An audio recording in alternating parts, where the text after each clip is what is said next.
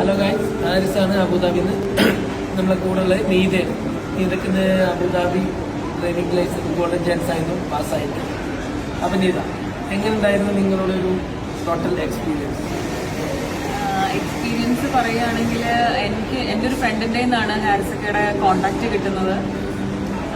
Learning experience അടിപൊളിയായിരുന്നു.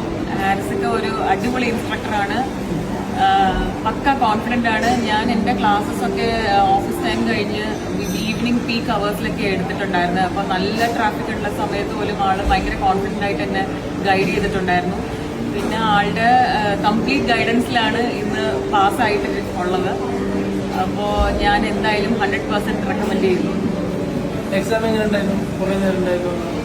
ഇല്ല, ഒരു 1 മിനിറ്റ് ഡ്രൈവ് ചെയ്തു. ഒരു ബസ് പാർക്കിങ്ങിൽ നിന്ന് എടുത്തു. ഒരു റൗണ്ട് അബൌട്ട് എമർജൻസി സ്റ്റോപ്പ് അങ്ങനെയായിരുന്നു. പക്ഷെ ആള് ഗൈഡ് ചെയ്തത് പോലെ തന്നെയാണ് ഫോളോ ചെയ്തത്. അത് കറക്റ്റായിട്ട് വന്നു.